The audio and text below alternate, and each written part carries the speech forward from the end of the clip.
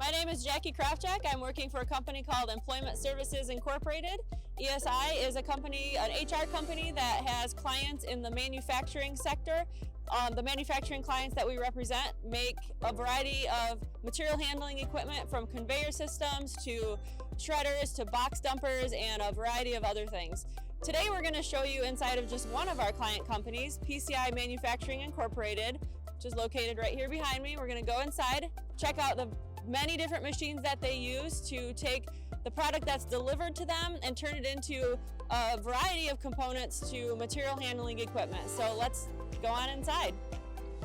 All right, now we're inside of PMI, or PCI Manufacturing Incorporated. You can see I'm standing in the middle of what just looks to be a whole lot of round stock, right? So big long pieces of metal that have been delivered to this facility, and they're going to take these pieces that have been delivered here, so in their very rough form, and they're going to turn them into components for material handling equipment. Material handling equipment has a lot of moving parts, a lot of bearings, a lot of rollers. And so they can take this material that you see here, and you can see there's different sizes of it, and they can use their machines to turn it into products like this. So you can see there's a big difference between that and the final product. Something else that they make, you can see, you know, there's different shapes, different components, depending on what it is that they're going to be using it for in the end result. And here's just one more example of something that can make, and you see the threading and all the different things that the machines are going to do to this material to make it into these components. Now we're here in front of the saws. The saws are what they use to cut the initial material, which we saw before, the long pieces of metal. They use that to cut them down to size. So you can see this piece has already been cut, but the pieces that I showed you before that were small components of material handling equipment, they might need to cut this down even further into maybe 1-inch sections, maybe even smaller, maybe foot-long sections. So whatever the job requires is what they'll use these saws to do. Before we move to the machines to show you what the different machines can do, I want to just mention some of the characteristics and skills and competencies that are valuable to success in this sort of job. So in addition to things that we might call soft skills, like showing up on time, having a positive attitude, and having a work ethic, we also look for people in these jobs who can do math. Not too complicated of math, but definitely the ability to add, subtract, multiply, divide, and do fractions. And we also need people who are willing and able to learn, and people who have a mechanical inclination as well. All right, now we're standing in front of a lathe machine. Now this facility has over 20 of these machines. This machine is really good at doing a variety of things, but they can make axles and studs and all kinds of pieces and components to material handling equipment. You can see there's some technology that's used in these machines. So the operator, they get their drawings or their prints, they use this machine, or they use the computer screen, they punch in, they enter the codes of what they want the machine to do to the stock material that is here for them to use, and then they have to change out the tooling. So you can see there's many different actually kinds of tools that they might have to change out. These are just a couple examples. Now this can do a lot of different things. I'm just going to show you one example because it's one that's easy to pick up with one hand and show you what it is.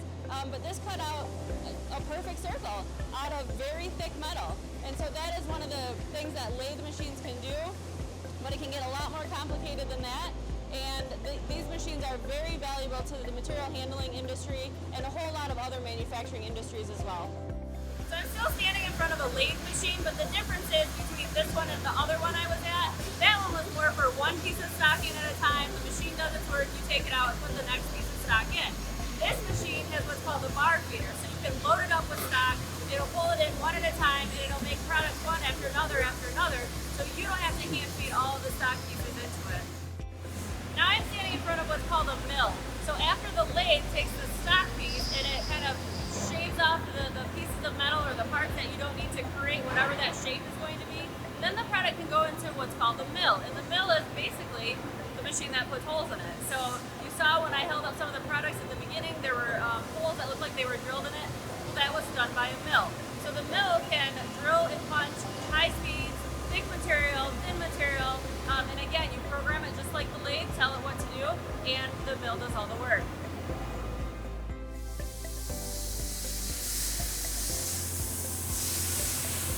So the machine that you just saw that I'm standing by is called a broaching machine. Now a broaching machine to put it simply, can put notches in different patterns that are needed for the equipment it's going onto into the pieces.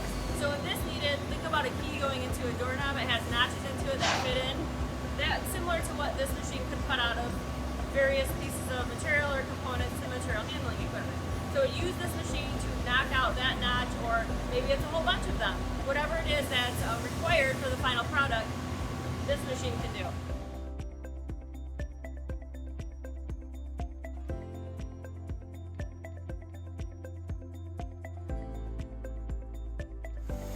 Now we're standing in the grinder section of this facility. So the grinders take care of what they say is the ID, or the internal part, and the OD, which is the outside of whatever the product or the component is. So you can see that there's all kinds of different things that the grinders can do, but you can see how the finish is. They might put some sort of finish on it. They might grind it down to whatever shape they need, but it's kind of to make it into that final piece that they need for whatever it's going into.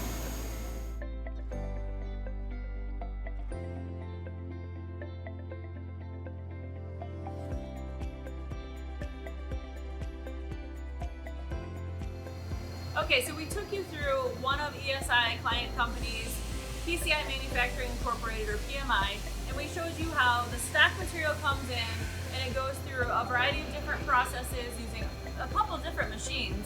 All of them are unique in their own way and take different knowledge to be able to run them, but they all require math abilities and mechanical knowledge and a work ethic, really, to be able to do a good job and perform well in this business.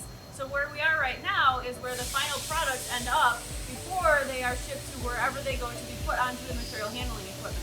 So you guys can't see this, but there are shelves and shelves and rows of the final products. Some of them may have different coatings on them because maybe they were shipped out and they had some kind of coating put on them. Some of them may look like a stainless steel finish. Some of them will look like a black finish. Some of them have, you can see threads in them. So that's what these machines did. You know, you can see what the broaching machine did that. The lathe cut this out to begin with. So it really starts to come together when you walk through these aisles and see all of the different types of products that these incredible machines and really incredible workers can make.